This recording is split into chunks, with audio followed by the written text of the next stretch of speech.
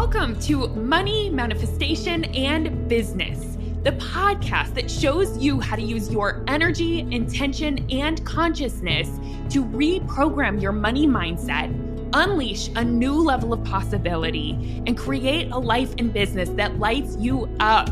I'm your host, Jamie Berman, and I invite you to join me each week for a dose of inspiration, coaching, and teachings to help you rewrite your money story, create abundance on your terms, and grow your business in a way that's fully aligned for you.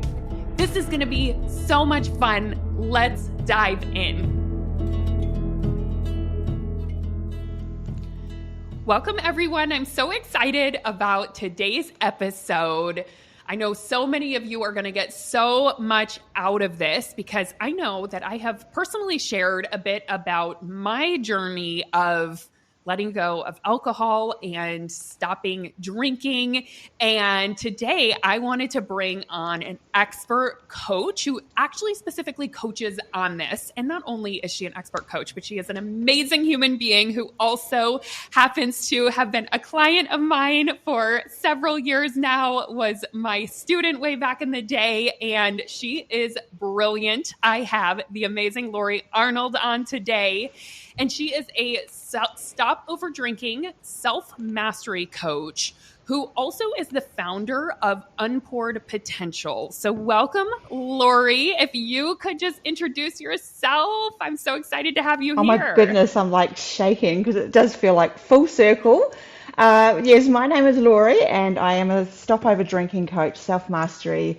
I feel like I'm one of everything. I feel like I should have tattoos all the way up my arms about what I actually do. It's been a big 5 years, right? It's just deep healing work, right? It is. Anything that'll get you there. Oh my goodness, all the healing.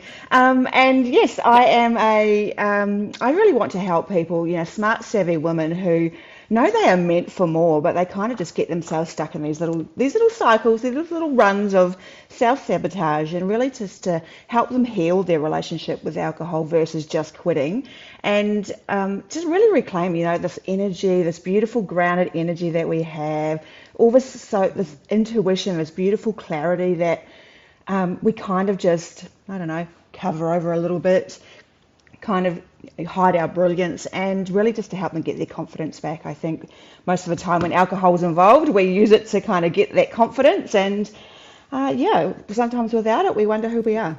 So that's what I want to do. Yeah, I can absolutely relate to that 100%. Yeah. I'd love actually to hear more about your story and kind of your journey that led you to stop over drinking and ultimately to create Unpoured Potential. Oh my goodness. Well, my coaching journey kind of started back in 2018 when my then 14-year-old daughter was in tears about myself and my ex and her dad really bad-mouthing each other behind our back. So I thought I did a really good job at hiding my contempt for him, but clearly not so much. But that week I dropped her off to the airport to head back to her dad, and I came to the car and I sat in there and I just Googled life into Spotify, and stage left, enter the Life Coach School podcast in Brook Castillo, and that 7-hour drive home, I just bathed in her goodness and just knew that this was what I wanted to do. So at first I joined Self-Coaching Scholars, and it was really during that time that she challenged the narrative that I had about myself. She said this one thing: take away the one thing that you think makes you, and see what's left. And basically, that was, where do you have an unhealthy obsession about something that really takes away from your life, but you might not have stopped to really realize it? Where are you buffering? Where are you blaming? Where aren't you showing up in alignment with your values? And, I really had to take a good hard look at my relationships, my finances, my career, my relationship with my daughter. And I knew that alcohol was the one unhealthy obsession that I had. Yeah. Wow. So that started it, right? There was the insight that it was like, okay, this is the thing that I know is not serving me. So what was that journey like? Like, you gained the insight. Did you decide right away to shift that relationship? Was it an evolution? What was the journey like for you? it wasn't it wasn't something I was really willing to give up to start with. So it Yeah. felt like someone had walked me to the cliff, and I actually I had to jump, right? I had to really feel that fear, and I felt like this really was a turning point for me, and it was the first time I'd thought about my values because I had never really questioned who I was, and I think I was asking all the wrong questions, which were really just kept me stuck in that victim mentality. Why does this keep happening Yeah. to me? So at first, I had to work on my relationships and the story I had about my difficult childhood with my mum. She was single, and a lot of my victim Yep. mentality kind of started there. So I had a lot of inner work that I had to do to really unravel much of that darkness and the beliefs I had created as truth about myself. And so when I looked at all areas of my life, most of them were, probably about a 7 out of 10. But alcohol was that one thing, was that, that was probably sitting at that 2 or 3. And then it kind of expanded to, I had what I called the big 3 going on. I would drink, that would lead to smoking. Then the next day I'd be Yeah. hungover, and then I'd binge eat. Yeah. And so I had that pang in my gut, and I just knew that that's what I had to look at seriously. I was 42. I had been smoking and drinking since I was 15. I'd pretty much, through my 3 pregnancies, I pretty much drank, and I think most people could probably relate to this, but even when you're sick, you get to a point where, like, oh, I'll just have a couple of glasses of wine, I'll be fine, I'll just drink through it. But Yeah. really, Right. I kind of felt out of control, and I wasn't in alignment with this integrity piece of who I wanted to be. I wanted to be this life coach who lived and breathed her values. And it was something another coach said. It was, be a product of your product. And that's when it just felt like I have to face the storm, and I have to run into it. So, Yeah. so when we got back from some traveling in 2020, I decided 2 things. One is that I would invest in getting certified through the life coach school. That just felt like my Yep. next evolution. And that this would be the start of my journey to really discovering, like, who I was without alcohol. And so that's when my first 90 days began. And ironically, it actually finished with celebrating with alcohol. Like, Oh my gosh. You're like, I got through 90 yay! days. So my journey, This is how I want to celebrate. and so, like, that's what, there's the thought error right there, or that cycle, that Yeah. behavior pattern. And so my journey wasn't over. And the next Yep. 18 months, I would really work through my own over drinking habits. But eventually just keep circling back, right back to where I started: binge drinking, smoking, binge drinking, smoking, but, all of those things. And then it just turns out that the student became ready for another discovery. And that's when I decided to study advanced trauma certification with Lindsay Pullman. And she really asked me Yep. to work on what's your stickiest relationship. I thought about my mum, and I thought about alcohol, and I thought about money, and the stickiest relationship was me. And so as we progressed through the training, we came to this, the internal family systems part, where we had access to Yep. Kathy Kinghorn, professional therapist, and oh my God, she blew my mind. And this was really where I accessed the part of me who was 15 years old and had felt like she'd been shut out. And having done a lot of inner child work with my 7-year-old self, I actually didn't realize that there was yet another voice who wanted a seat at the table. And it turned out, like, once I gave her that voice back, she wasn't misunderstood. Didn't actually want to be rebellious. She just wanted to be loved. And because no one listened, she used drinking as a Yeah. way for people to love her. And she was the fun one, the party animal, the cool one, the pretty one, the one who just wanted to be noticed. So this is really Yep. where my identity began to shift. And in 2022 November, I woke up with my heart beating out of my chest after this really fun Guns N' Roses concert that we've been to. But I'd been drinking way Yeah. too many pre-mixed drinks. And Yep. I woke up, and the thought of being 45 and still drinking like I was 21, I woke up and just said, I am done. And so it's Yeah. been Wow. 964 days, 2 years, Yes, Laurie. 2 years, Amazing. 7 months, 20 days. And for the best part of this, I've learned to become this version of me who tried so long to like hold on to this identity and eventually became like I just don't have that identity of being a drinker anymore. And it's just one of those holy shit Yeah. moments. Yes. How does that feel? Uh, so it's funny. I was actually just checking my little app, 964 days, and I'm like, yeah, why do I keep looking at that number? Why does that number matter so much? And I think it is just a huge celebration of myself, just to remind myself how far I've come. Yeah. Huge, huge. Oh my gosh, there's so much that like I want to dive into within that story and that journey. It's so beautiful. Um, I think the first piece I want to dive into is how you mentioned you went through 90 days initially, right? And then you celebrated with the 90 days with the drink. And I think that's so common, not only in stopping over drinking, but any habit change, anything in our life that we're trying to shift.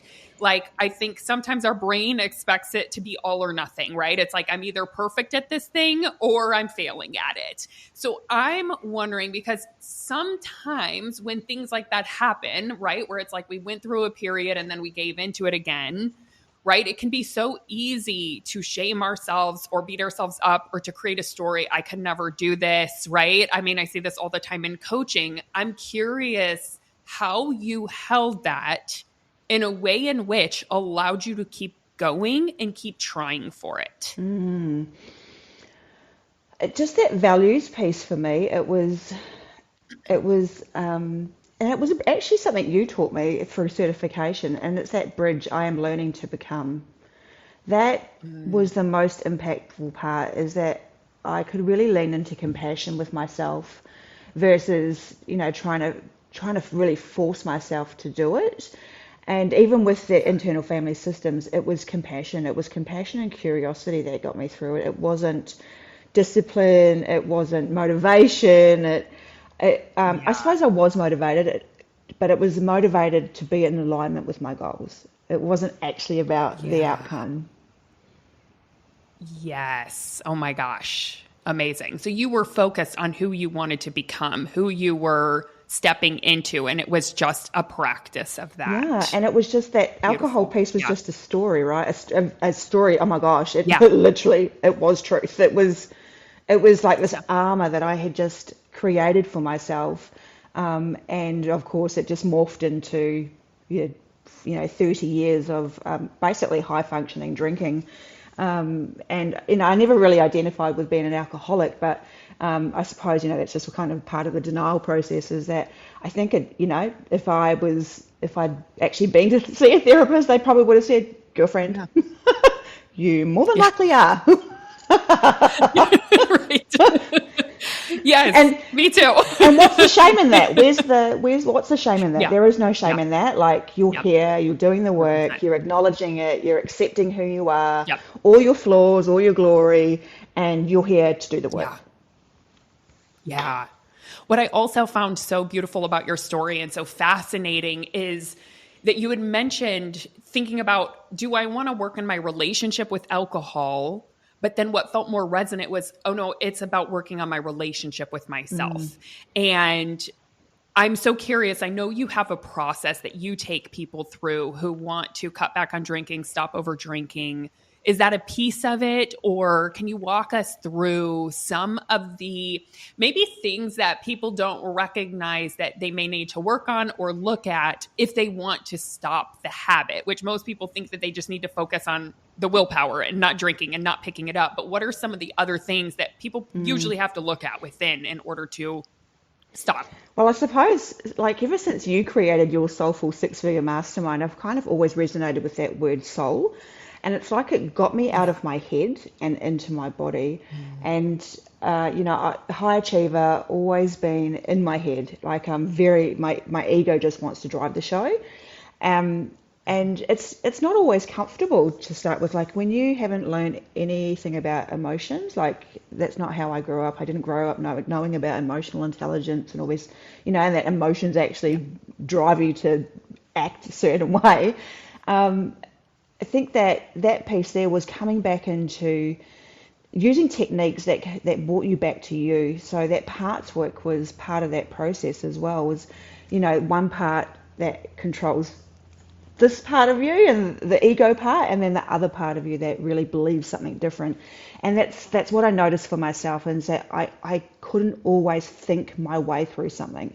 It was like this complete black hole, and the space in my brain, and nothing was going to allow me to move any further until I had created some. And what I didn't understand was my brain was looking for safety, and going to that place where there was no alcohol was not safe for me.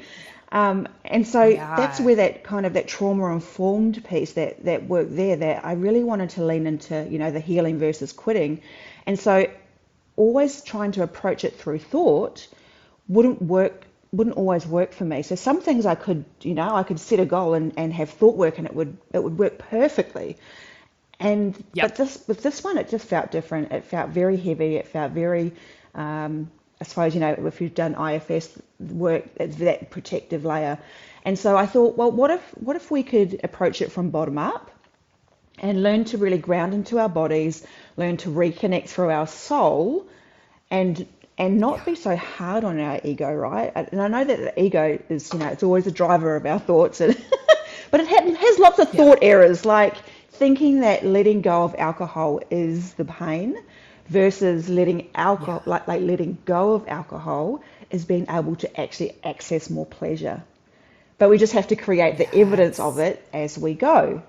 Hence why I created what I call the soul method, and it's all about seeing the protector, like really meeting her and bringing herself, like yourself, back into your life as an ally. Most women try to stop drinking by fighting the habit, but the habit can be the protector. And it's just about building emotional safety, creating understanding versus that resistance. And when you can see alcohol used not as a, it was a coping strategy. It's not a character flaw.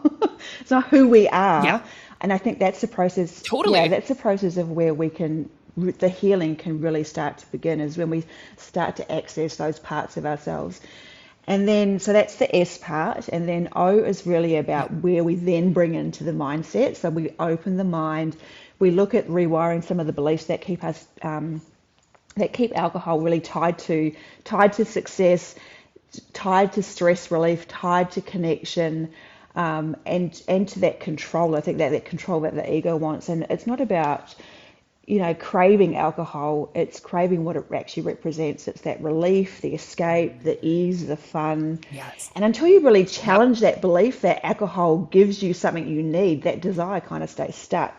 So it's just about reprogramming that, that mental story that drinking is required to either function, to perform, or to relax, and deconstructing those beliefs to be able to explore unconscious narratives, using things like journaling, meditation, all those beautiful things, EFT tapping, all those beautiful, beautiful healing modalities. Totally. And then 100%. Yeah, and then the U part, so is all about upgrading. So, like I said, you cannot outthink your nervous system. You cannot always think yourself through a thought. So when stress builds up in the body, and the only way it knows how to release, right, and that release valve often is our wine, or our go-to wine, or our go-to rum and coke. That was Laurie's favourite. You'll just end up defaulting back to where you were, no matter how smart you think you are. You cannot outsmart that. And so this is where you really want to bring in new sustainable stress management tools that actually work for high-functioning women, because remember, it's not actually about how much we're drinking. It's about why we're drinking. And so really bringing in some of those breathwork practices, somatic practices for, those in the moment kind of urges. What's going on for us that creates the urge to drink, and really starting to notice where we lean on it to either buffer the emotion or, what we're avoiding telling ourselves. Yeah, it's like coming up with, also what I'm hearing is like new strategies that can replace what we need, which is that feeling of safety, or our nervous system feeling more regulated, which normally, if we go to alcohol, that's that's the thing. So finding new tools and techniques to replace it, so powerful. It Yeah, is. amazing. It makes all the difference in the world. And again, Yeah, it's that really nurturing feminine kind of energy versus that really heavy, like strategy, masculine kind of push, push, push. It's a different, yeah, in my head, I see it as a different kind of power. And yeah, then the last part is the L, really leading, becoming self-led as the person you want to become. So, I mean, lasting change is identity based. You teach yeah, that in, manifestation about identity and who we're showing up as and what we want to create for ourselves is stepping into that identity as a 50K coach, as a 100K coach, as $1 million yeah. coach. So this particular phase isn't just about not drinking, it's about becoming the version of you who naturally makes different choices because she's no longer actually needing to escape her life. It's about navigating events, their social pressure, work culture, really embodying of, anchoring in that new identity of I'm learning to become the person that no longer needs alcohol to feel clear, to feel confident, to feel grounded, and this is the best version of myself, alcohol free. Whether it's for 90 days or whether Yeah. it's longer term. So this is really Yeah. where you learn to become her without shaming yourself into submission. Yeah, we really Yes. get to, get Huge. comfortable with deciding what feels right for our body and love our reasons for choosing who we are learning to become. Yes. Oh my gosh. And what have you seen within yourself and within your clients? What have you noticed the after being? Like, what are you surprised about as being a non-drinker? Like, what has that opened up for you? I think many of my clients have actually kind of had big aha moments like, oh wow, I didn't realize I had a choice. Yeah. I didn't realize that this was something I could do. I thought it was possible for other people. I think that's a Yeah. big one is telling ourselves that we like, oh, this Wow. is always who I've been. I couldn't possibly not know. Yeah. Yep. Yep. Yeah, and I think it's especially like I think about one of my clients and she's in the corporate is just noticing how much of a culture we've actually built around drinking. Like we weren't Yeah. born drinking. We did not come out of the womb drinking. So true. Yes.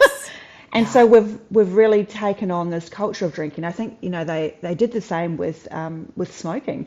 They tried to tell people in the Yeah. 50s and 60s that that's totally healthy. It's no problem, Yeah. And we're going to advertise it as Yep. mum's at the kitchen with her penny on, cooking dinner for the kids while Yeah. having a cigarette in her hand, like. Totally. Totally. Now it's replaced with wine. Exactly, it totally is. And Yeah. I even think about I don't know if you've watched the series Mad Men. And Yes. they always use alcohol like they're in business meetings and they pour a drink and then they're Yep. angry and they drink and then they're sad and then they drink and when we're around those environments that we see all the time we just think it's normal and our brain starts to think it's normal too, so that's why Yeah. so many people won't quit or won't struggle with it either even 30 days or 60 days is that we just Totally. don't want to be, it's human nature, right? We don't want to be the ones on the outside. We don't want to be exiled. And so therefore, Yeah. a lot of people, even one drink can be over drinking to some people because they feel Yeah. forced into doing it. They feel obligated by Yeah. their environment. So it's really unpacking, some of those cultural beliefs that we have or, that have been created that drinking is Yeah. normal.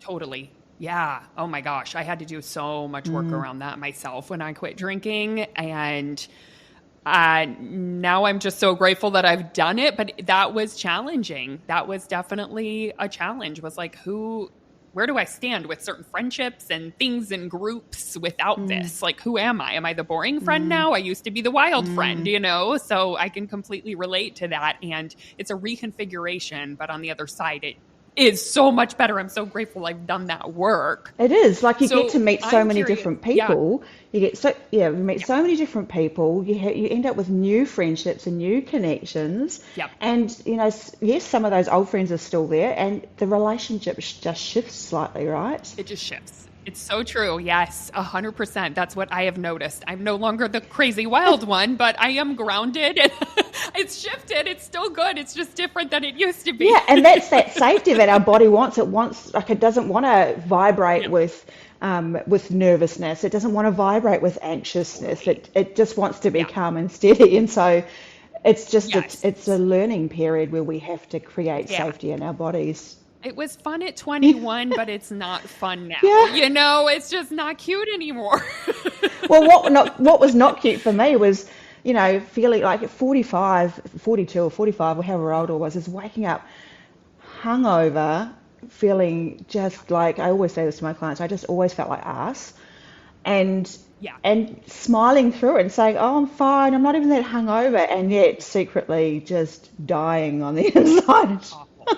Yeah, that was my turning point too. I realized life is too important and too special. I don't want to wake up another day feeling like this. That was like a turn. I was like, because, it started impacting me differently when I was younger. I could get up and just move on from the day or whatever. I might have felt like crap, but it was fine. And then as I got older, I was like, no, I just can't do this. It feels absolutely terrible. And it's not worth it to take a whole day out of my life. So I'd love to hear, because I know you work with a lot of high achievers and high achieving women who are functioning just fine, or they seem to be. But what would you say are some signs that alcohol might still be holding someone back, even if their life looks good on the outside? I think, when you're dragging yourself out of bed multiple times a week, that could be one sign. Yeah. Um, I think, I think too, our soul just feels empty. It just feels like there is something missing and there is something more. We just don't know what that looks like. And it's almost this fear of not letting that go. But in actual fact, the fear is stronger on what are we actually missing out on. And I Yeah. think that's an interesting piece there, is like we secretly know. There's just that dip in your Yeah. heart. There's that, I just wish, I think you're wishing and you're hoping and you're dreaming, but it's just that taking that first step is the scary part. Yeah.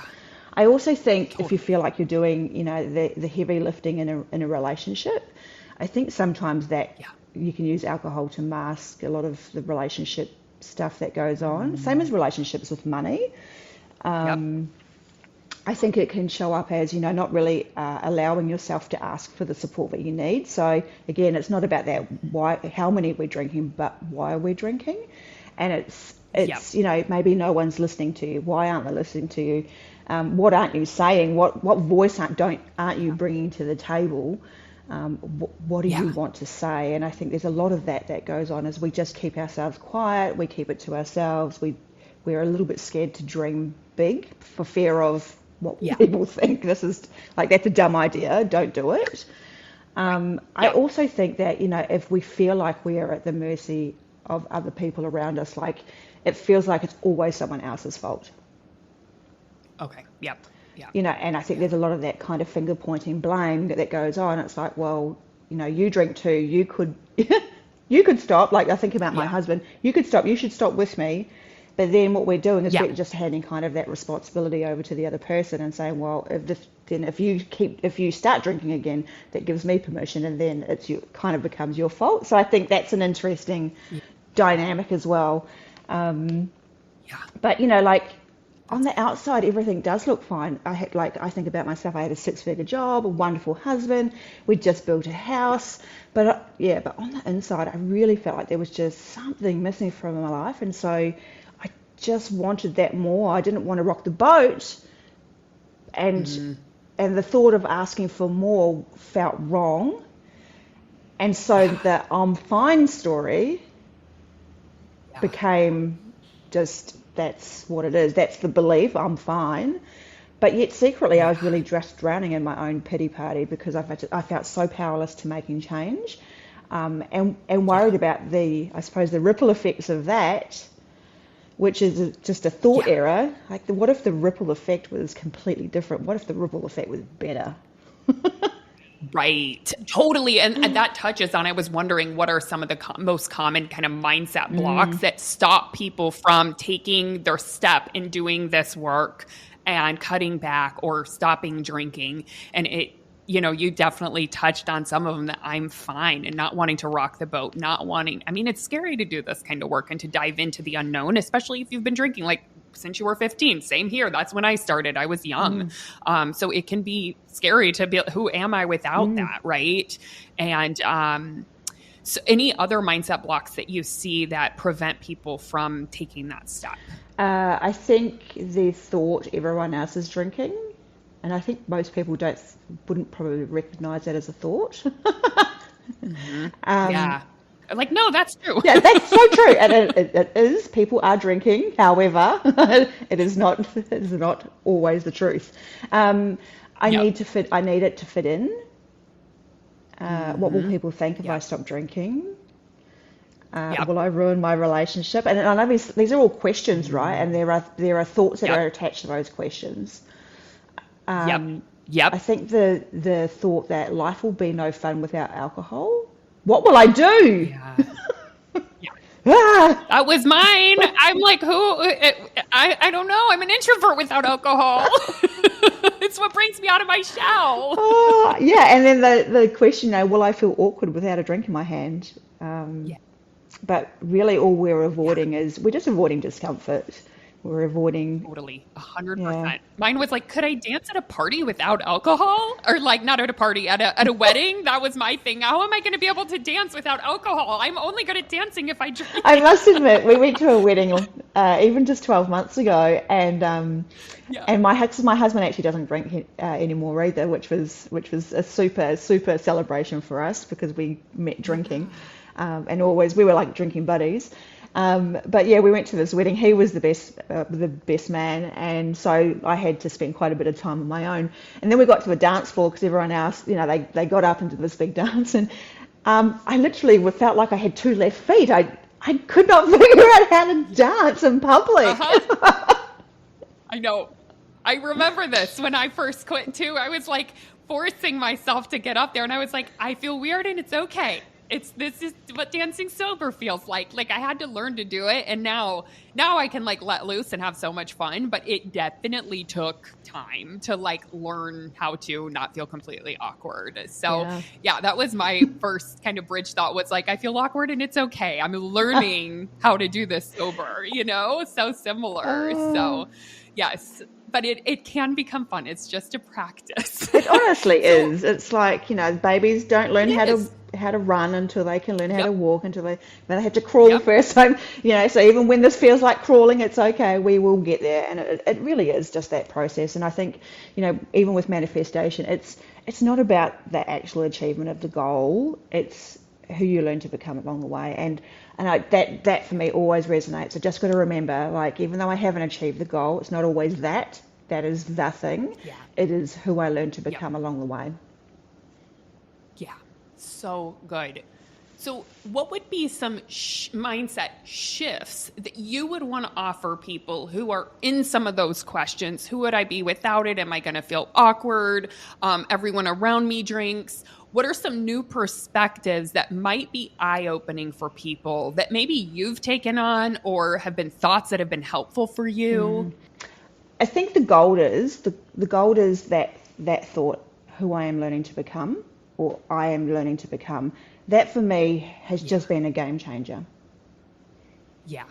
So good. And then I think also bringing shame to the table. Bring shame to the table. Yeah. Bring him to the table. Bring him to the table, because shame cannot, I think Brené Brown says it the best, empathy is the antidote to shame. And so when we bring the shame to the table, it doesn't like the light. It can't exist in the light. So if we bring shame, because most of us have it, and even sometimes I think about, 5 years ago and kind of still cringe about doing a cartwheel and, doing some ridiculous things, there is still shame attached to that. And I just have to keep reminding me that it's okay. It doesn't have to be heavy. I am now in control of this. My ego's not in control of it, but my body is in control of of who we are learning to become. And it's just about having that relationship with yourself, right? Not avoiding having those conversations. Like, it's again a bit like money conversations and drinking conversations. Is what are we avoiding? And if we can't have an honest conversation with ourselves first and foremost, it's never going to change. We're gonna be stuck there, and we're gonna hand over all this power to money. We're gonna hand over all this power to alcohol, and really we just know that if we just pull back the covers and allow the numbers just to be numbers and not make it a drama, then that means that we just open up so much more space to actually be able to do the work. Yes. And receive the teachers, I think, too. Receive the teachers that are here to help us. Yes. Oh, say more about that. Well, I think about you, my friend. Like, Brooke Castillo walks into my door. Hello, life-changing. You walk into my door. I mean, you guys are all unforgettable. You walk into my door. 5 years later, I'm still circling back, coming to do your work because of wholesale, how you showed up, who you are, and who you became along your journey, right? From the PCOS coach to Jamie Burr Money to the manifestation queen. I mean, all the things. Many becomings. And then I've had a ripple effect. I think you introduced me to Mike Dooley, so I did some of his. I became an IPI, what they call an IPI, Infinite Possibilities coach. I love him. I even think about the book It Is Done by Richard Dotz. That one landed. I've given that out to so many friends to read. And then I think about Lindsay and Kathy Kinghorn, Lindsay Pullman, and the work that she does around that trauma-informed space. Like that just cracked everything open. And then it was like, all these teachers just kept getting put in front of me. And so even though my focus was, I want to build this 100K business or 250K business, it was never about that. My ego was just so attached to it, though, and sometimes it still is. I really have to check in. It is all. If I hadn't have learnt all these things, if these teachers hadn't shown up, I wouldn't be here speaking to you. I wouldn't have given up drinking. I wouldn't have changed my relationship. I wouldn't have done a lot of things. And so you teach this in manifestation. It's about, if I give up, what do I get? How about, what if I give this a shot? And what do I allow myself to receive? Yes. Oh my gosh. I love that so much because I just recorded, it'll probably come out the week prior to when this one comes out, but I just recorded a podcast episode on, are all manifestations supposed to complete, and the timing of them. And what's really fascinating about desire, like you just said, if you didn't actually have that 100K or 250K business desire, like maybe that desire wasn't just meant to make that manifest right away.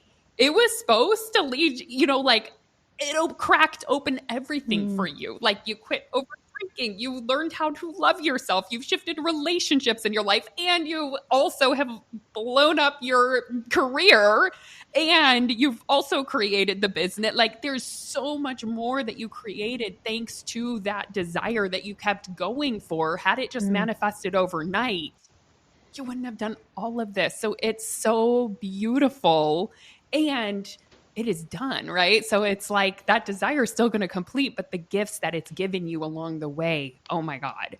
And then the other point with that is, like, I do believe, I know there's that classic saying, when the student's ready, the teacher appears, and you have the courage to say yes to the teachings, right? And say yes to receiving them. And that's everything.